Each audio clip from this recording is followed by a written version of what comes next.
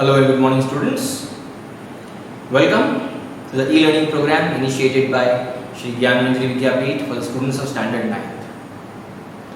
Once again, nice to see you in today's English Literature lecture for semester 1. This is the 5th lecture in continuation. In the past 4 lectures, we understood the prose chapter 1 from unit 1. As discussed and analyzed, each unit comprises of a prose and a poem, of which the prose has been understood by us, read and well acknowledged in the past 4 lectures. So it is now time for us to look into and commence the first poem in unit 1, that is The Road Not Taken, written by an American poet, Robert Frost. Well, having heard this name, you must have got a recall, a recapitulation that it is not a new poem that you are going to read and understand. Perhaps the same poem you read in standard 8 as well, isn't it? Last year you had the same poem, The Road Not Taken by Robert Frost. So this is a very popular and a well-known poem students learn in school. We have got to discuss quite a lot about this, but before we discuss in details, in depth about the poem, infer, evaluate and understand each and everything, we read the stanzas given to us and understand its explanation. It is good to know about the poet first. So let us know a few things about the poet with the help of the image being displayed on your screen. The full name of Robert Frost is Robert Lee Frost. He was born on 26 March 1874 and lived all the way up to 29th January 1963, the day on which he died. So we can say he lived for around 89 years. You can calculate that for yourself. Robert Lee Frost was an American poet. He is considered, so you see, have a concentration on this word, he is considered, even in today's time, in today's era, he is considered to be one of the most influential poets of the 20th century. Many of his poems are located in the rural setting. Frost uses the ordinary day-to-day events in a person's life as metaphors for representing profound ideas. So this is the speciality of Robert Lee Frost, that he uses the day-to-day events, what happens in a person's life, and compares it to things. Well, a kind of comparison is metaphor. We learned about the figures of speech. Simile and metaphor are comparing things or comparative things. Some of his famous poems are Mending Wall, Birches, The Road Not Taken, the one which we are going to read today, understand about it. Perhaps we have read and understood it last year as well. After apple picking and stopping by woods on a snowy evening. Well, the moment that I read this name, stopping by woods on a snowy evening, I just recall that you read this in class 7 as well, isn't it? A very unique poem written by Robert Lee Frost, of which the last 2 lines are very appealing and very punchy, you can say, isn't it? I still remember those lines. And miles to go before I sleep, and miles to go before I sleep. The repetition of the line that he has made over there gives a very profound idea about a person's responsibilities and duties, isn't it? Where one could have a literal meaning and a non-literal figurative meaning as well. Frost received 4 Pulitzer Prizes for poetry during his lifetime, the most by any American poet. So, he was a poet to receive this particular prize, a very valuable prize that is considered in America for literary personalities, and he was one to win this, not once, twice, but 4 times. The highest number of times any American poet has received it. Well, after knowing about the poet, let us go through the material and introduce ourselves to the poem in the introduction part given to us. This well-known poem is about making choices and the choices that shape us. Robert Frost is an American poet who writes simply but insightfully. He has a great insight to write about. He has a visionary thinking for things to write, as we just understood about him in the About the Poem section. He writes about common, ordinary experiences that come across or events that happen in life. Here we have the poem, so we'll read the poem stanza by stanza. Altogether we've got 4 stanzas with 5 lines each. We'll try to understand each of these stanzas in detail, just like we understood last year. We have its literal as well as the non-literal, the figurative meaning as well. 2 roads diverged in a yellow wood, and sorry I could not travel both. And be one traveller long I stood, and looked down one as far as I could, to where it bent in the undergrowth. Then took the other just as fair, and having perhaps the better claim, because it was grassy and wanted wear.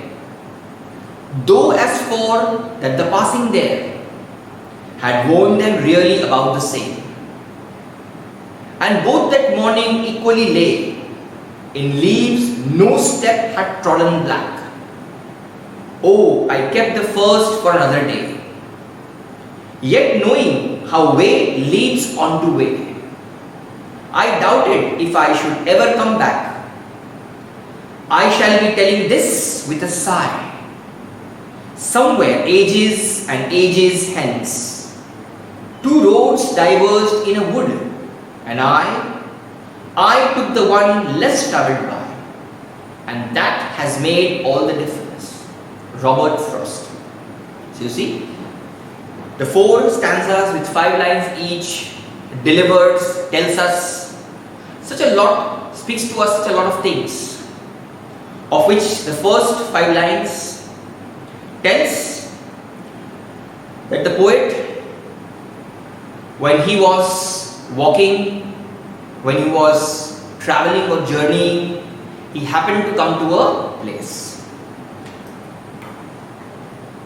The poet was walking down the road when he found a diversion where 2 roads diverged in different directions. So when he was traveling, when he was journeying, he came across a place where the road on which he was traveling divided into 2 parts, diverged into 2 different directions. And naturally, if a road diverges into 2 different directions, the person who wants to continue his journey further needs to make a choice, isn't it? Either he should take the one onto his left or to the right, or whatever direction he sees over there, because he wants to continue his journey further. Similarly, the poet was walking down the road when he found a diversion where 2 roads diverged in different directions. But the poet felt sorry for himself. He feels sorry as he cannot travel both the roads. Although he wished that he could travel both the roads. But is it possible for someone to do that? No. So here the poet also was not able to do the same. Therefore he was feeling sorry that he cannot travel both the roads, and hence he has to make a decision which road he wants to tread upon, he wants to travel upon. He has to make one decision and choose a single path. At the junction, junction is the fork where he is standing, which is dividing into 2 parts. The poet stood for a long time and tried to look at the roads as far as he could. So he did not make a quick decision. He just did not think by making any kind of guesses.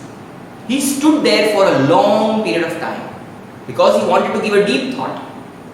He wanted to observe both the roads which he wanted to travel further upon. So at the junction, the poet stood for a long time and tried to look at the road as far as he could. Now what did he see over there? He wanted to see the roads and wanted to know about the paths. He wanted to study both the paths. He wanted to analyze both the paths. Which one was good for him? Which one was appealing to him? Which one he wanted to travel upon? because he had to make a decision. So naturally, he had to observe both of them, be very observant. But he could not see anything beyond the diversion as the roads were curved and covered with trees. But he had a problem over here. So when he was watching these two roads going in two different directions, the diverged roads, he was able to see, but only up to a certain extent, because the roads were further turning around, they were diverging, or they were taking a turn over there, they were bending around. So he was not able to observe these two things clearly. So he wanted to see the roads and wanted to know about both the paths, but he could not see anything beyond the diversion as the roads were curved and covered with the trees. Well, in the stanza, the yellow wood refers to the forest with leaves. So poet has used yellow woods, telling us that the woods, that is the forest or the path, which was covered with yellow leaves. So we can very well understand why yellow leaves, because we can anticipate and understand that the season which he is talking about is the autumn season. In the autumn season, what happens? The leaves turn yellow and eventually they lose their contact from the tree and they fall down on the ground. Therefore, the entire scene that could be seen at that given point of time when the poet reached to that fork over there and was observing the two roads, he is describing it as yellow woods, because it was autumn season and the path was covered with yellow leaves. So yellow woods refers to over here as the forest with yellow leaves, which were shed on the road and had turned yellow. So when the leaves detach from its branches and fall down and stay over there, they don't get any nutrition and therefore they turn to become pale and yellow. This indicates that it was also autumn season. Through this stanza, the poet wants to convey that in everyone's life there comes a time. So here we are understanding the non-literal meaning. So far what I tried to explain was the literal meaning about the physical road, about the choice that the poet has to make. Now the literal meaning is getting connected with the non-literal meaning. That is what message the poet wants to give us by the help of this first 5 lines, the first stanza.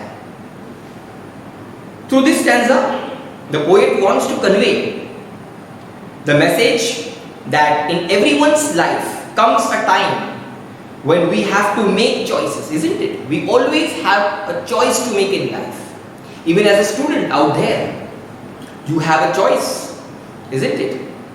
Just like in this pandemic time, we are not able to teach students physically, so we have a choice to make over here. We need to take the other way around in order to continue, so that our studies is not hampered, our education is not hampered. Similarly, in your life also you will have to make a number of decisions. You have to take choices, you have to make choices, isn't it? What to do in your future to decorate your entire life, to set up your entire career, isn't it? So we have choices in life to make. This is the message that the poet is conveying by the help of these lines, that he reached a junction which was diverging into two ways, two directions. Similarly, in life also we have got a number of choices to make. Diversions we have, that is the number of choices. Sometimes we have two choices to make and we make one choice out of it. So we have alternatives, but we have to choose only the one. We do not have two choices. We cannot make two choices over here. We have only one choice to make out of the two alternatives given to us. And at that time, we see the pros and cons, the good and the bad for ourselves. And then we try to decide. Similarly, the poet was standing on this road. He was trying to analyze and in details observe the path, which one was suitable for him. But he had a problem over here, that he was not able to see beyond the limit, because the road was getting curved further. Due to the curved nature of the road, he was not able to see.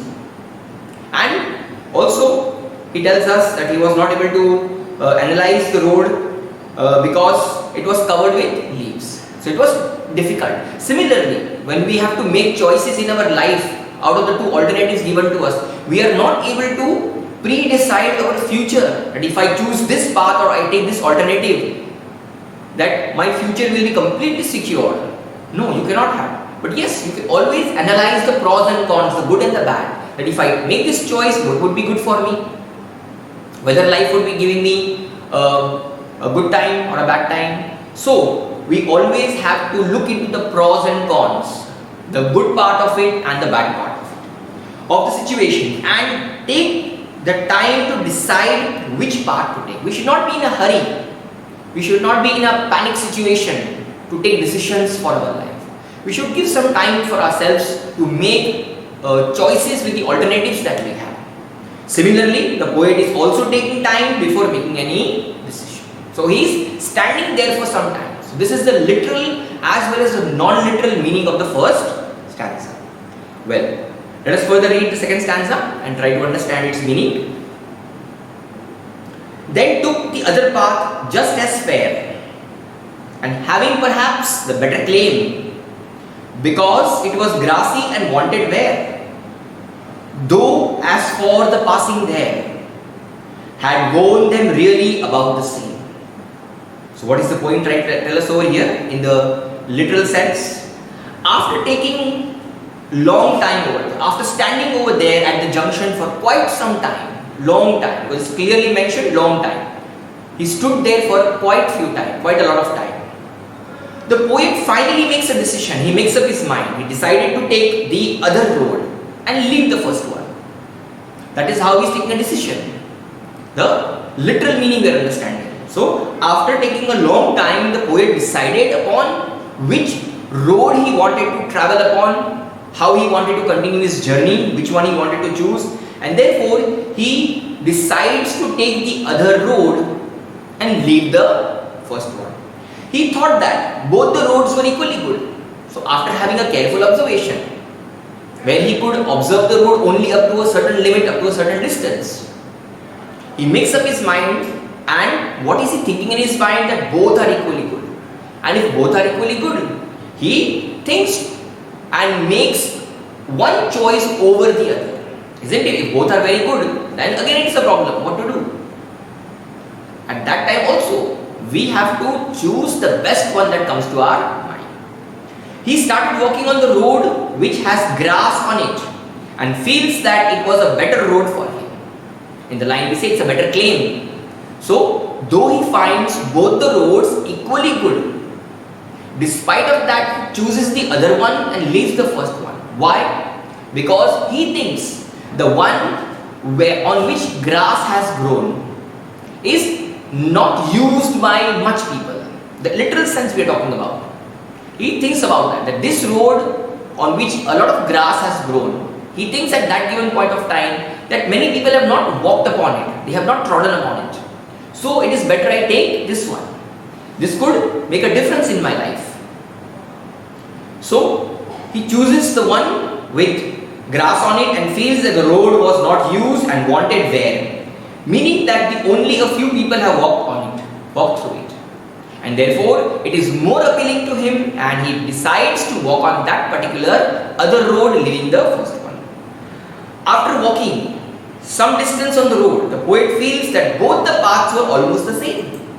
So when he has walked upon the path that he has chosen, the path that physically he has chosen, when he is walking up to a certain distance, he realizes, he understands that both the roads were same. What was appearing to him was not like that. The thing that he had differentiated between the two, isn't it? He must have made some kind of a difference before making the decision to take the other one and leave the first one. But after having walked upon that road, after having walked some distance, he realizes or he thinks that both the roads are same and there was no difference. There was hardly any difference between them. That is what he thinks. Although he has not walked upon the first road that he has left, but he thinks so on the face value. Through this, the poet conveys the message. This is the non-literal meaning. Through this, the poet conveys the message that in our life, whatever decision we take or choices we make, each choice has some advantages and some disadvantages, isn't it? That happens in our life. We think that the decision that we are taking would be the best for us, the most appropriate one for us. But when we have made that decision, when we have implemented those decisions in our life, when we have followed those things that came across, Later on, we may realize that this decision that we have taken also has got some advantages and some disadvantages. Although initially we thought that taking this decision would be only having benefits, it would only be having advantages, there would be almost no disadvantages or negligible disadvantages. But later on we realized that this decision that we had made also has some plus and some minus points, some pros and some cons, some advantages and some disadvantages, some benefits and some disbenefits, isn't it? So that is what we realize when we've already taken a decision and implemented in our life. That is the message the poet is trying to give us. Problems are everywhere, but we think that taking a decision we may not face problems. No, it is not like that.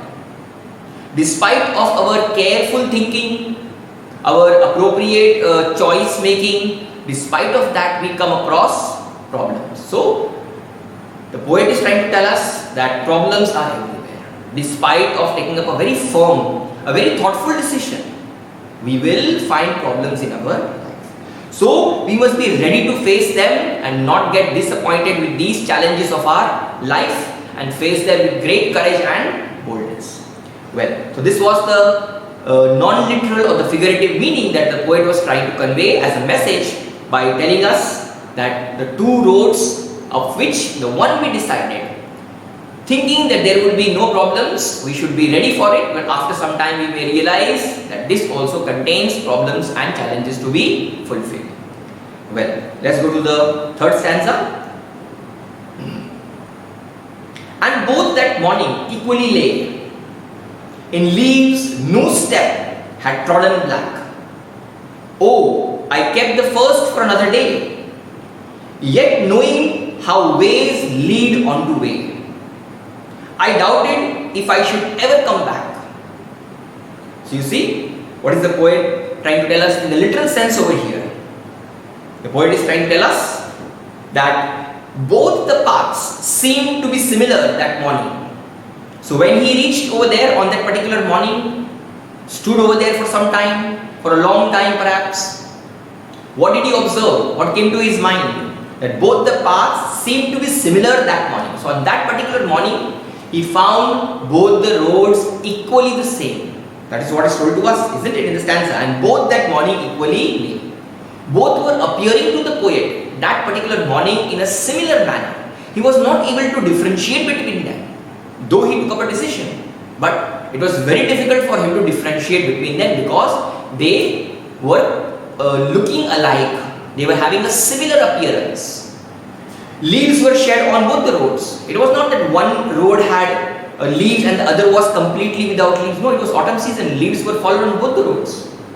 Both the roads were covered equally with the yellow pale leaves that were fallen from the tree. And they were still green. And they were still green. It means that no one had walked on the roads. It was not crushed by people.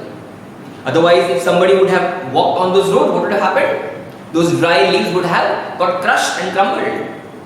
So, leaves were shed on both the roads and they were still green, indicating that people had not walked on that roads. The road was still afresh. He decided to take one path that day. But when he is deciding this, to take one path that particular day, he is having something in his mind. He is keeping behind his mind something. What is he keeping behind his mind? That the other part he would be coming back and treading upon some other day. That is what he is telling to himself. He is telling this within himself that he decided to take one path that day and the other part another day. That some other day I will come back. Although today I am not able to travel on both these roads together, but let me take this other part today and some other day I will come and travel on the another part that I am living today. That is what he is deciding in his mind in the literal sense. Well, however, he knows that one road leads to another road or another way. Sometimes when you are traveling further, just like when he completed this one single road and it diverged into two parts, isn't it? Similarly, after having chosen the other road, the other path, and having walked to a great distance, he may again find two roads or he may find another road, isn't it? So ways lead on to ways, roads lead to other roads. so he may never be able to come back. This is also what he knows in his mind. He is very well aware of this. Despite of that, what he is saying to himself, that I will come and walk upon the leftover road some other day. So this is the literal meaning that we are trying to understand what the poet is feeling. Well, however, he knows that one way leads to another way, and he could not go back and take the other path. He will not be able to come back on this path and then shift over to the next road. He knows about this very well. Once he has moved ahead with the one he has chosen. Similarly in our lives, so here is the non-literal or the figurative meaning what the poet has just tried to explain by the things. Similarly in our life also, when we make one decision, we can't go back. Once the decision has been made by us, there is no returning back. It's very difficult to return back because life keeps on passing in one direction, isn't it? You keep growing from an infant to a little grown-up child. Then when you complete your childhood, you come to your adolescent age, and then you become an adult, and finally you become an old one, isn't it? So life grows only in one direction, as you must be observing. Is it possible for you to become a child once again? A small infant once again? Sleep in the cradle? No. We do not have a return from here. So once a decision is taken, is chosen in life, you have to tread upon that. There is no coming back. There is no returning. So we have to move ahead with the same choice and face the problems which come our way. In case you have made a choice and alternative you have chosen in life, and later on you feel that this has got a number of problems. Now what should I do? No, you have to face the problems, overcome these problems and difficulties, and move ahead in life. That's the only thing left with you. So that is why it is important to make correct choices. But it is sometimes not possible for people to make correct choices, and then they have to regret with the choices they have made. Well, this was the figurative and the literal meaning of stanza number 3. Finally, we have the fourth stanza, the last 5 lines to be read and understood. I shall be telling this with a sigh, somewhere ages and ages hence, 2 roads diverged in a wood, and I took the one less travelled by, and that has made all the difference. Concentrate upon this last line, and that has made all the difference. Just like I discussed with you the 2 lines of the poem, stopping by woods on a snowy evening, and miles to go before I sleep, and miles to go before I sleep, which is the signature line of that poem. Similarly, this is the signature line of this poem, and that has made all the difference. I took the one less travelled by, and that has made all the difference. Well, let's understand the literal and the non-literal meaning. The poet says that in the future, in the forthcoming time, he will take a deep breath, a very cold breath he will be taking within himself. That's a sigh, isn't it? Sometimes we use the word a sigh of relief. Sometimes when you are in a lot of pain and the pain is relieved, you say, yes, I am just relaxed. So that's called a sigh of relief. So sigh is a deep breath that one takes. So here the poet is saying that he would be taking a deep breath in the future time. And with this deep breath, what he would be saying, and say that once upon a time he reached a point in his life, isn't it? He would be recalling the time where he was on that junction, where he had to make the decision in his life to choose one of the paths. So the poet would be saying in future with a deep sigh, with a deep breath, with a sigh, that once upon a time he reached a point in life where he had to make one choice, and there were 2 options for him, the 2 paths that he had to select, and he had to opt one. He had to make one decision over here. At that time he decided to take the road which was less travelled. So that was his personal decision that he had taken. He did not choose the path which was used by many. He chose the path which was less travelled, which was not travelled more, or where less people had walked upon. It means that, so here is the non-literal or figurative meaning. It means that he took the decision which rare people take. Not many people take the odd situations. There are very less number of people who choose the awkward path or the something that is out of the box thing or try to do. But most common people try to choose the same path which has been chosen by many in life as well, isn't it? Well, and that decision has changed his entire life. That is what he's trying to say. The decision that he had taken in life has completely changed his life. Now, here we can understand that change this life could be anything. It could be in the positive sense also, it could be in the negative sense. That's the punchy thing that the poet has kept over here, and that has made all the difference. He has not made it clear over here what's the difference that was made in his life. He is just saying that has made all the difference. He may be wanting to say that the difference that happened in his life was for his good, or the opposite. He may be saying that the difference that happened in his life was not the positive one, not the comfortable one. He would be regretting for the decision. Either thing it could be. So the poet has kept us with a bewilderment, a surprise over here, amazement by giving us this line, and that has made all the difference. The poet has sent a powerful message to us that people should decide wisely, isn't it? If one does not make wise choices and does not take the choices in an appropriate manner, there would be a time in life where you will have to say this line, and that has made all the difference. What has made all the difference? The choice that I made. When I had the time, when I had the opportunity to make choice, I was not able to take the correct choice, and that has made all the difference in my life. Your life has become miserable, ruined. And that time you will be compelled to say this line of Robert Frost, and that has made all the difference. But yes, if you have taken a correct choice, then too, you will be able to say the same line with a smiling face, with a happy face, with a lot of gladness in your heart, and that has made all the difference, isn't it? That one choice that you make could be for the make or the break of your life.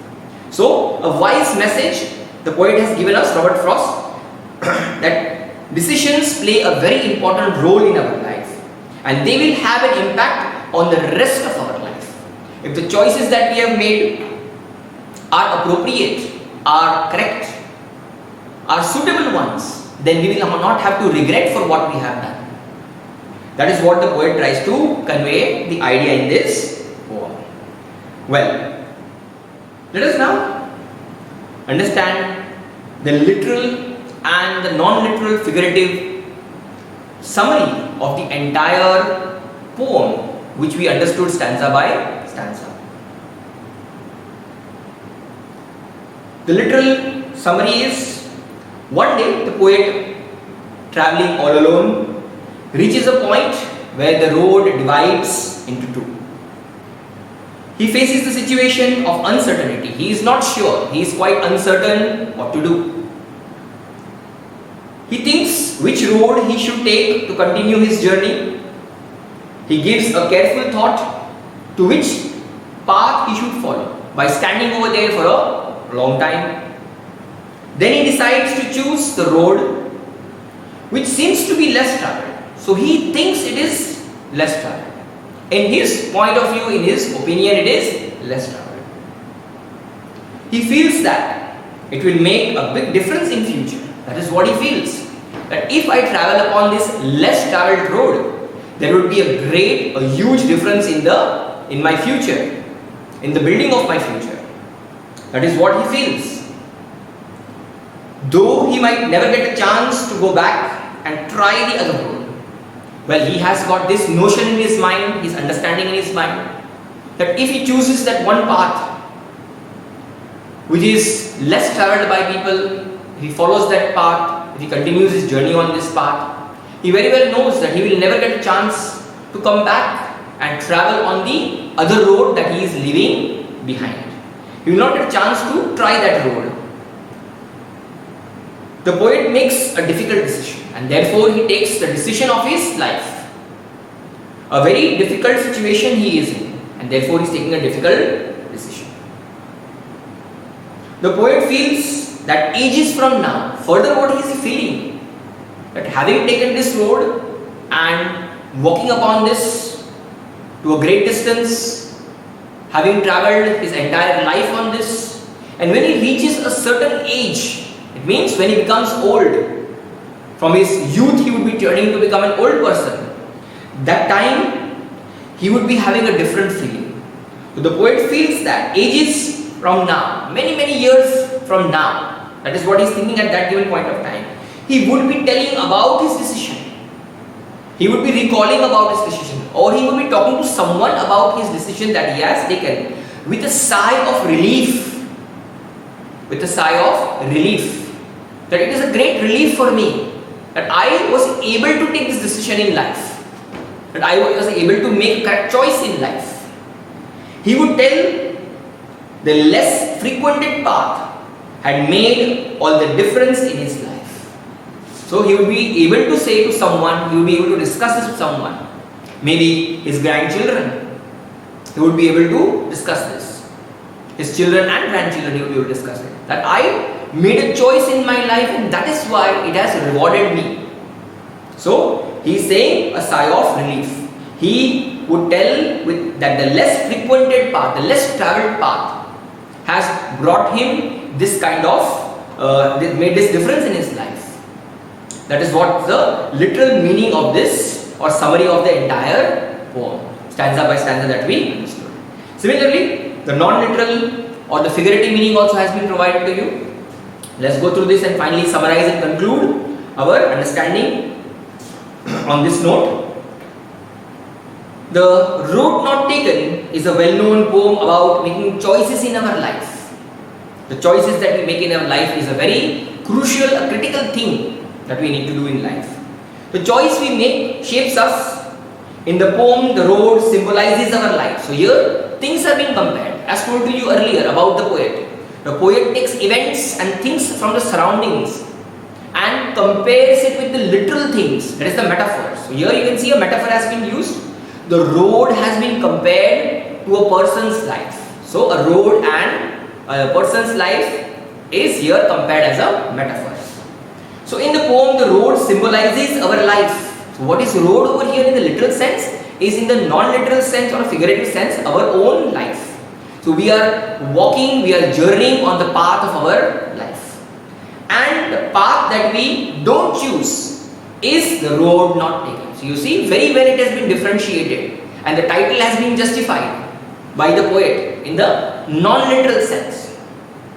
The path that we don't choose in life, the alternatives, the options that we leave, we don't make a choice with, is nothing but the road not taken. Hence the title has been justified, The Road Not Taken, by Robert Frost.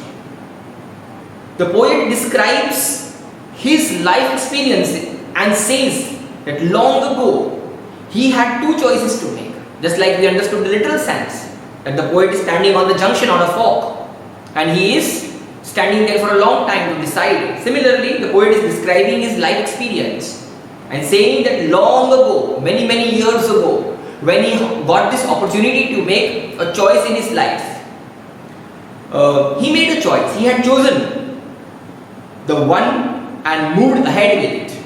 So he made an appropriate choice which he thought was correct for him.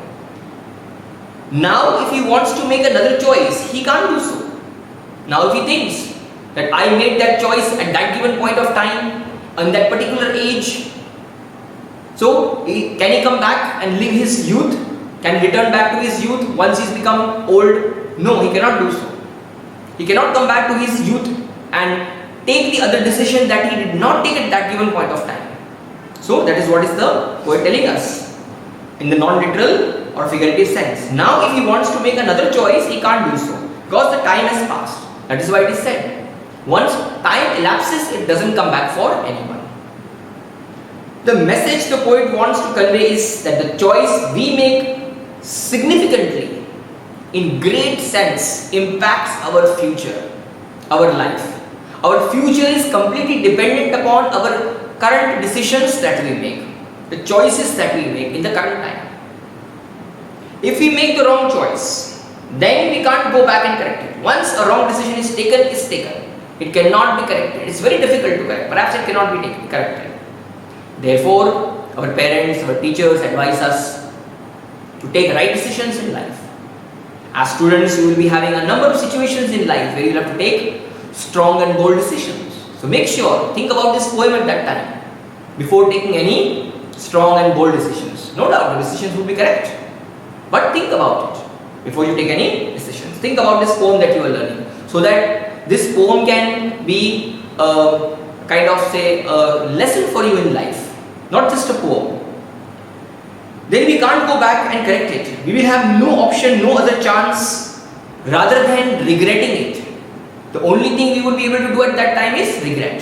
Repent over it. That why did I make that decision? Why did I take that decision? That would be the only choice left with us. That would be the only consequence that we would be facing. Regret. Regretting it. So we should be wise enough, careful enough, very, very decisive while making decisions or choices in our life. That will really help us and benefit us by implementing those things in our life. We should be able to make choices correctly. While making choices, we should be taking help of others. We should be discussing with others, with parents, with friends, with relatives, with teachers, isn't it? So that's the better way of making a choice. Well, so we have learned a moral out of the poem given to us by Robert Frost. So I hope you enjoyed and learned the crux, the central idea of the poem very well, and you will implement it in your. Well, finally we have the glossary along with the thinking about the poem to discuss. So let's go through this final section of the chapter. As you see, a couple of words have been given to you in the glossary part, the meaning part, of which a few I will read out with you and discuss with you. The word diverge, you came across this word earlier also. Diverge means to be deviated or diverted into two parts or separated and took a different direction. Well, one other important word, undergrowth, which is sometimes misunderstood by children. Undergrowth means dense growth of plants and bushes. Plants and bushes growing here and there everywhere. So it is the growth of the plants. So undergrowth refers to dense growing of plants and bushes. The next phrase that you see is also very important to read and understand. It is wanted where. Many times the word or the phrase is misunderstood by children. Wanted where means it was required for someone to use it. It was not worn out. It was not utilized. Therefore, had not been used is the meaning of this phrase. Had not been used. It was required for someone to use it. Therefore, we can say wanted where, required for someone to use it. Well, there are some more words that you can read for yourself. After this, we have the thinking about the poem, which has a few questions to be answered. So let us go through this and discuss together. Where does the traveler find himself? What problem does he face? Well, that's the central idea of the entire poem. The traveler finds himself at a point, at a junction, at a fork, where two roads are diverging, separating in different directions. And what is his problem? His problem is to decide on which road he should walk. That's the major problem that he is facing. He is unable to make a decision which one to choose, and therefore he stands there for a long time and finally takes his decision to take the other one and leave the first one for another day. Well, so it's a simple answer to be understood. The next question you see, discuss what these phrases mean to you. Well, so we need to discuss these phrases which are in the poem, in the lines of the poem.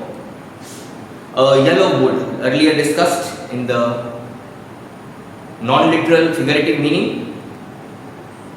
A yellow wood refers to a forest in autumn, in the autumn season. When it is autumn season, the leaves have fallen down and they have turned yellow because they do not get nutrition from the tree, isn't it? So they turn yellow, they become stiff.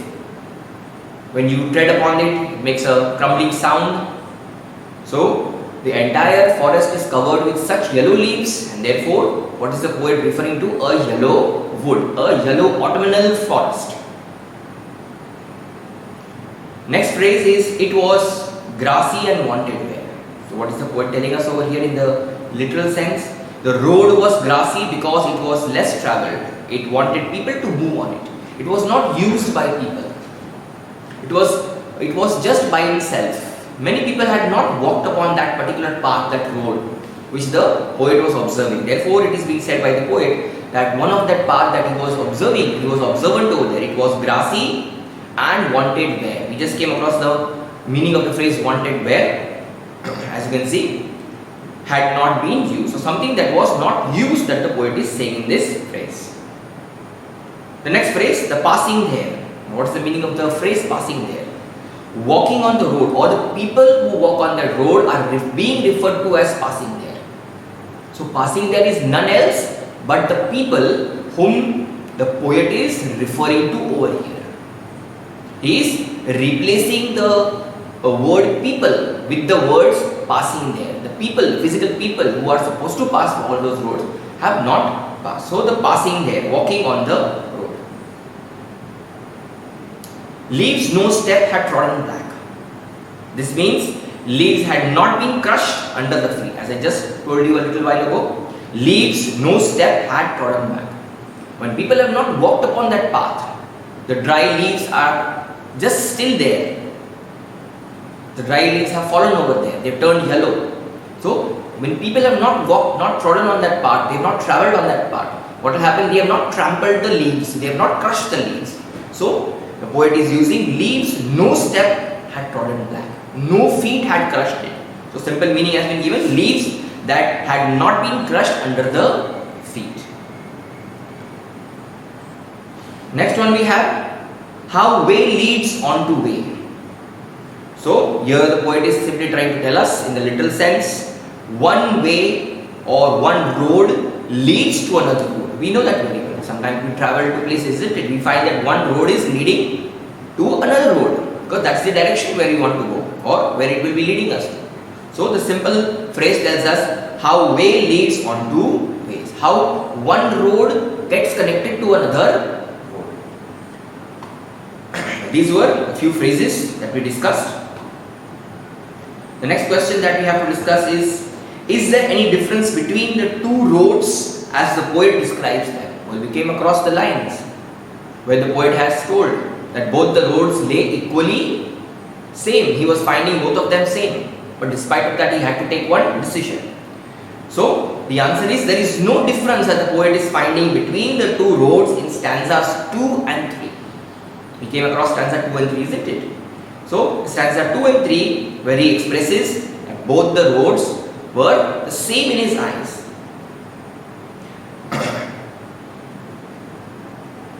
He was not finding any kind of difference between them. But the next question is, in the last two lines of the poem, do you find any difference? In the last two lines of the poem, the poet tells that the road he chose for is less traveled. So that I told you, that's the punchy line. That is the important line in the poem. Just like I told you in Stopping by Woods, we had the two lines. And miles to go before I sleep and miles to go before I sleep. Similarly, here we have these last two lines which are very, very important. And I took the one less travelled by. And that has made all the difference. That is what the poet said. Therefore, in the last two lines of the poet tells us the road that he chose has made all the difference for him in his life. Although he is not mentioned, but we can take it in the positive sense that it was a sigh of relief for him. He has not regretted on his choice, isn't it? Well, so this is the understanding about the last two lines. Next question we have, what do you think the last two lines of the poem mean? Looking back, does the poet regret his choice or accept it? What is the poet telling us? Is he accepting his choice, whatever he has done, or he is regretting? Well, let us discuss. The last two lines have the essence of the poem. That's the outcome of the poem. The entire poem that we're reading, it gives us the outcome. All that he said right from the beginning, when he said that I am at a verge, I am at a diversion over here and I have to choose two roads. And then the entire poem we go through, and finally when we reach the last two lines, it is the essence of the poem, what he has done. The poet expresses his opinion that it becomes difficult for a normal human being to change his or her decision. The poet intends to walk on the first path. He wanted to walk on the first path, but he couldn't do. Because life does not offer multiple chance to choose. The decision taken may ruin one's future or lead one to success. Both could happen. It depends what kind of a decision you've taken. Because when you are taking a decision, you don't know what is going to happen in the future. You are not able to predict your future, isn't it? You can only try to think about it and hope that your future will be good. So the decision taken may ruin one's future or lead one to success. Both could happen. It could be a make or a break situation for a person when taken a decision. So it makes all the difference. He now repents for not getting a chance to travel in the first road. So we can say here the poet is repenting by saying that has made all the difference. Although it's not very clear, we are assuming that he must have repented, regretted, for he was not able to walk on the first path or make the first choice in his life. When life gave him opportunity to take two decisions, he had taken the second one and left for the first one for some other day. But he was not able to live that in his life. Therefore, he now repents for not getting a chance to travel on the first road or make the first choice. Well, we have in section B an open-ended question, as you see. Have you ever had to make a difficult choice, or do you think you will have difficult choices to make? Well, in my point of view, definitely yes. You will come across a junction in your life where you will have to take crucial and important decisions, significant decisions in your life. Well, how will you make the choice and for what reasons you will make the choice? So you have the space provided to you. Try to give your inputs in the space given to you about the open-ended question. I hope you will be able to write this. Followed by the next question. After you have made a choice, do you always think about what might have been, or do you accept the reality? So when you have made these choices, the second question is about when you made the choices, do you always think what might have been, or do you accept the reality? When you made the choices and when you are facing those choices, when you are living with those choices, do you accept the reality, or you might think what have been if the choice was not made and another choice would be made by you? So think about this and try to give your inputs in the space. Well, next and the last thing is the additional questions given to you. Describe the condition of both the roads that lay open before the poet on that morning. Well, you can take assistance from the literally and the non-literal sense that was provided to you. Did the poet make the right choice? So you may be having your own answer for this. Did the poet make a right choice? Think about it after having read the poem, after having read the explanation. Did the poet make the right choice? You may have different answers for yourself. Was the poet certain to come back on the road he had left for another day? Was he very sure as he was certain? Did he have certainty in his mind, or he was unsure? So, try to answer this question with the help of the stanza that we have, where it is mentioned that he was quite unsure about it, isn't it? So these were a few questions that we discussed in this poem. So I hope you enjoyed understanding this poem probably for the second time, because in 8th standard you learned about this with some additional interpretations also. Well, in this class, this is all for today's lecture and for this chapter. In the upcoming lecture, we will discuss about the figure of speech for the given poem. Till then, take care, have a nice day.